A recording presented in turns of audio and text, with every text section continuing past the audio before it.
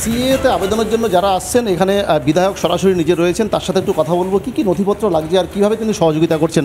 দাদা, অনেকেই সিএতে আবেদনের জন্য আসছেন, আপনি একদম বিনামূল্যে, এখানে আপনার হোর্ডিংও রয়েছে, সম্পূর্ণ বিনামূল্যে বিধায়ক অশোক কীর্তনের উদ্যোগেই উদ্বাস্তুদের নাগরিকত্ব প্রদানের জন্য এই সিএ ক্যাম্পের আয়োজন আপনার।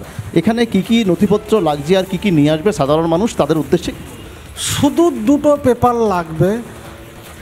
2014 সালের 31শে ডিসেম্বর সে যে ভারতবর্ষে প্রবেশ করেছেন তার একটা ডকুমেন্টস, আর সে যে বাংলাদেশে হিন্দু ছিল তার একটা জমির দলিল হতে পারে, যদি পুরনো ভোটার কার্ড থাকে, স্কুল সার্টিফিকেট, বাংলাদেশের যে কোনো একটা ডকুমেন্টস, এই দুটো ডকুমেন্টস লাগলে সে তো সিএতে অ্যাপ্লিকেশান করতে পারবে এবং সম্পূর্ণ এখানে সম্পূর্ণ বিনামূল্যভাবে আমরা সার্ভিস দিচ্ছি। যারা আবেদন করেননি তাদের উদ্দেশ্যে একটাই বার্তা থাকবে, সমগ্র ভারতবর্ষের যেখানে উদ্বাস্তু সম্প্রদায়ের মানুষ আছেন তাদেরকে একটাই বার্তা থাকবে, আপনাদের যে অভিশাপ ছিল, আপনাদের পরবর্তী প্রজন্মের যে অভিশাপ ছিল, অভিশাপ থেকে মুক্ত হওয়ার জন্য আপনারা সিএতে অ্যাপ্লিকেশান করুন এবং ভারতবর্ষের যে নাগরিকত্ব আপনারা গ্রহণ করুন, যে নাগরিকত্ব কংগ্রেস আপনাদের কাছ থেকে ছিনিয়ে নিয়েছিল। সিএর সাথে এসআইআর কোনো সম্পর্ক নেই, সিএটা সম্পূর্ণ কেন্দ্রীয় সরকারের স্বরাষ্ট্র মন্ত্রকের ব্যাপার, এসআইআরটা হচ্ছে ইসিআই ইলেকশন কমিশন অফ ইন্ডিয়ার ব্যাপার।